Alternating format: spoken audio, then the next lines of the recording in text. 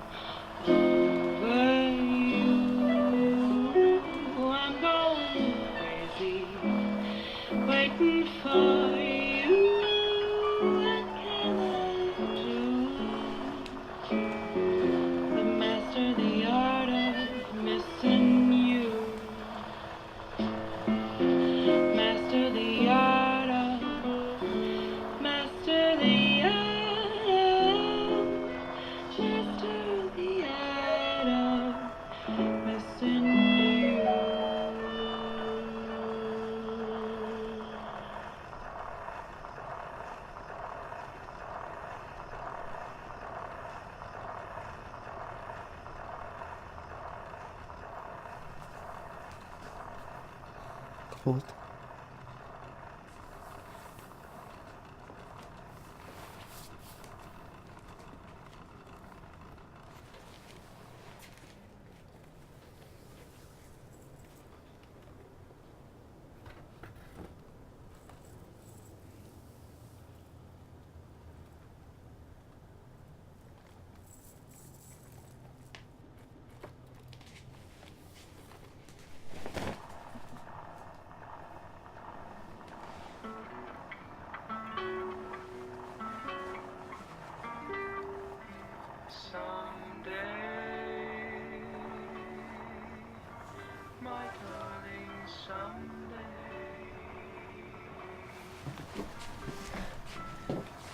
Look at you.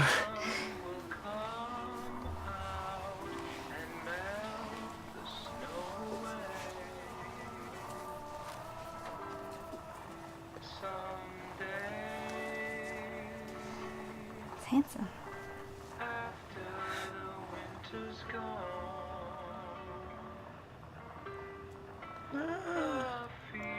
Wouldn't you know it, my dear? What? It's time for supper. It's like 4 p.m. Early bird special. Seniors eat for free. Okay. Where would you like to go, my darling? Take me somewhere nice. The Sizzler there? I said somewhere nice. Herbert. Herbert? If you're taking me to the Sizzler, I'm calling you Herbert. Seymour. Take me somewhere nice, Seymour. How about the shelf, Lillian? Lillian. No? Lillian. It's Lillian. Someday the radio will play this song, and you'll look in my eyes and say you knew it all along. We knew it all along.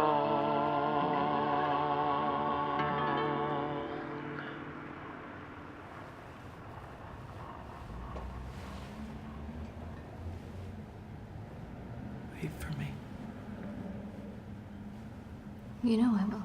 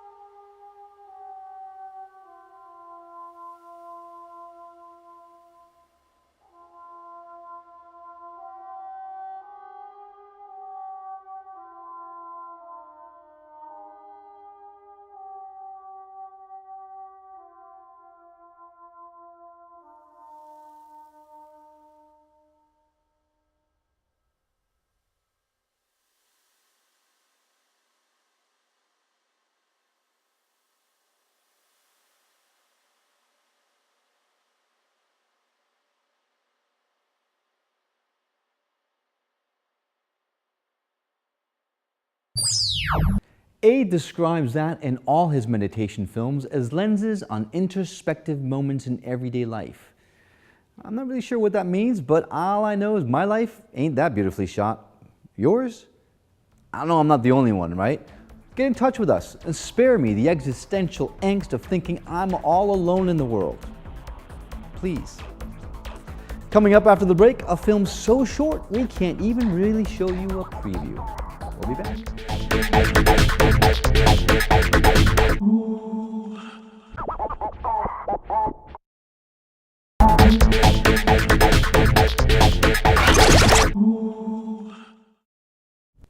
Welcome back to the showcase.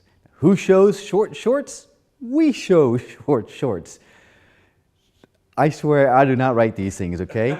Director Chip Johnson shot the 43-second music video for our Action Habits song Deal With It using Nikon's D70s. Let's see how that worked out for him.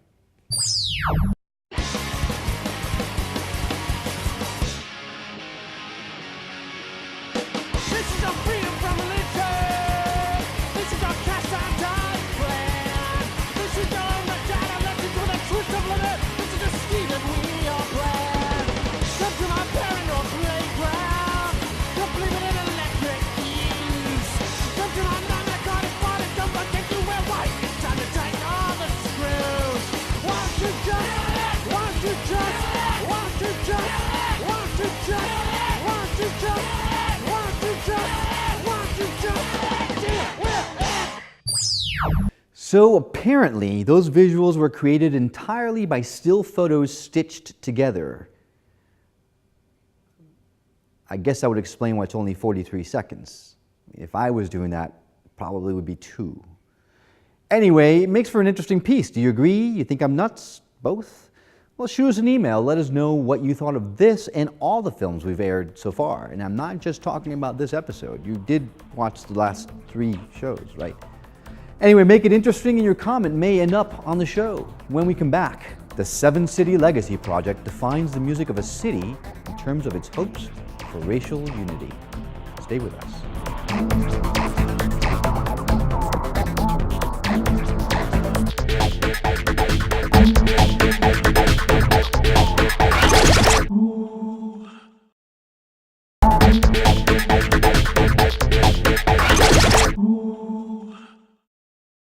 Grab your popcorn and get back over here. It's time for more of the Cox Short Film Showcase. As you know, we've reserved the last segment of our shows to screen a documentary on the rich musical history of Southeast Virginia. Tonight, that project narrows in focus to the city of Norfolk in a segment they call That Norfolk Sound.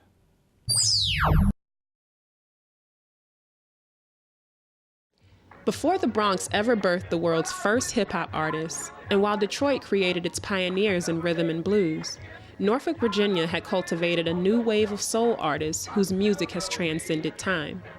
A multitude of musicians, including Grammy nominee Gary U.S. Bonds, singer-songwriter and playwright Linus Guess, and local record mogul Frank Guida, developed a progressive style of music that became widely known as the Norfolk Sound. Just ask what you want of me, and I'll do it. Oh, baby, I will do it. Tell me what you want me to be, and I'll be it. Try anything you want. Between Frank Guida's 3 record labels, Legrand, Lamond, and SPQR, Linus Guess's songwriting and production, and local label Shiptown Records ran by Noah Biggs, Norfolk began to develop a vibrant musical scene which is said to have been recognized by everyone from Diana Ross to the Beatles. Even early on, many of these artists foreshadowed the impact of the era's musical contributions. When he starts to roam the streets at night, and he learns how to steal and he learns how to fight. I think lately music has been moving more toward a unified thing. We're seeing music borrowing, every form is borrowing from every other form, so that we have a more or less kind of an eclectic thing going. I think that there'll probably be one form of music. People aren't afraid anymore to let other people listen to their music. Yeah. I think when we finally have a big blend, I think if we can start something, somebody's really going to catch on. It's really going to go far. Church Street, a heavy urban strip, became the hub of talent in Norfolk. Among all these artists, Ray T. Jones's story is perhaps the most unique. Although he shared a common tie of military roots like some of his predecessors, the North Philadelphia native developed a promising career in rock, country, and soul that contributed to the unique musical stylings of the region that would later be adopted by future generations.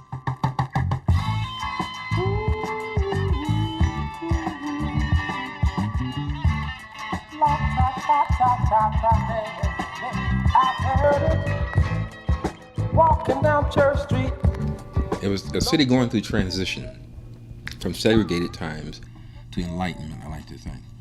And I was frightened. I didn't want to get off the ship. Heard all these crazy things, you know. I said, I'm not going in, man. It's just South. They're going to kill me or something. I don't know. But the Navy had other ideas. You had to go on shore patrol, which meant you'd act like the police in clubs where military frequent. So the black sailors went on Church Street, and the white sailors went down to East Main Street. And it's hard to believe today because East Main Street is the financial center. But in those days, it was honky-tonk, juke-junk, rowdy clubs, fights, and everything. And me, going on Church Street, they had clubs too, but they had live bands, real music. I went on shore patrol, and you're required to go into every restaurant and club. And every restaurant and club I went in, they had a band, and it was jamming. The best was one called Queen's Lounge at Church in Bremerton. So that was my introduction. And in going down Church Street, I passed the House of Prayer. And I heard better music there than at the Queen's Lounge because they had a jamming band. And it brought back memories in Philadelphia. To me, that was the Norfolk Sound.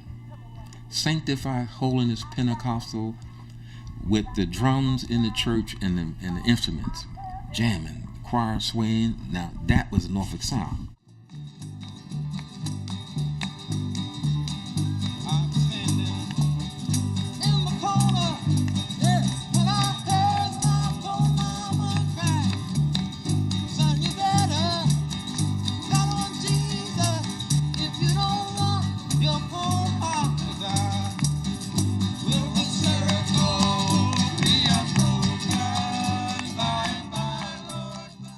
I did my sailor duties in those days, which was 9-month cruises. And when you came back for the final 3 months of the year, you spent at least 35 days at sea training. So I had less than 40 days to spend with my family. And I married young, my wife was 18, I was 19, and we're making like $187 a month. But I never forget, I came home and the little neighbor kid ran and said, "They done gone." I said, "Gone? What do you mean?" "They done gone." I said, "Well, maybe they went to the store." And they said, "No, they done gone." So I went upstairs and I put the key in the door. I said, "Hello, hello, hello." Echo, echo. And I'll never forget, I went to the bathroom and she had dropped a bobby pin that they used to hold the hair up. I bent down to pick it up and cried my heart out, and I walked out, sat on the porch, and wrote this song, "'Cause You're Coming Home," where I fantasized that she would come back. Since you went away, I thought about you night and day. I wanna walk the streets, taking the sights. Hey, I got to hear Norfolk woman laugh in the night, laugh in the night. Hey, take me back to Norfolk town. Hey, I left a lot of love, a lot of heartache there, a lot of heartache there. Lennox Guest at his studio, in the 35th Street Band, and we recorded. And I met Frankie Guida. He had this fabulous record shop. He sold my records, and I think it reached number 8 at one time here in the area. And I made $10,000, which was unheard of. And we didn't see eye to eye as far as what was the Norfolk Sound. Well, from that money, I was able to fly my brother down from Milwaukee. He was at WTMJ up there as a cameraman, and he came down and filmed the TV special. Hello, Tidewater, Virginia. I'm entertainer Ray T. Jones, and welcome to my first TV special, That Norfolk Sound.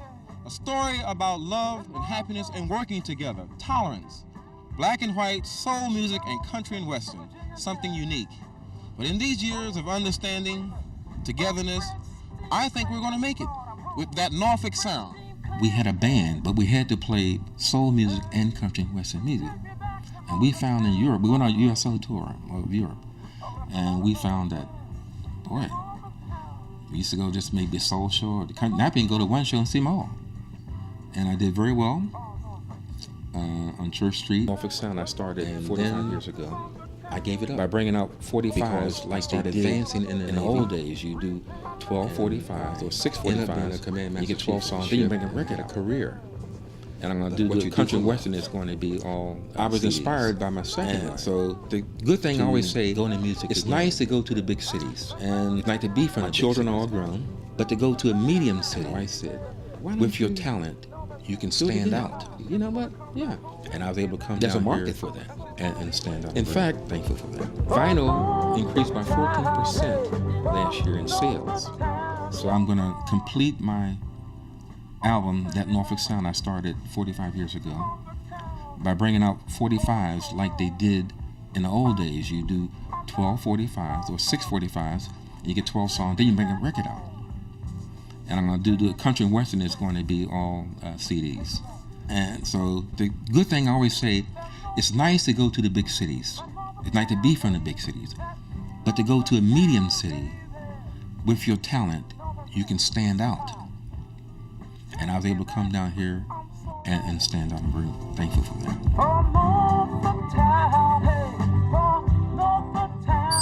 Director Stephen Gale has made amazing use of archive footage in everything we've seen from him so far.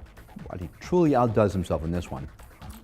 Really compelling and excellent storytelling. Can't wait to see what he'll do next. Well, we got a grab bag of filmy goodness coming up next week, so be sure to come back and get some. For the Cox Short Film Showcase, I'm Will Rodriguez.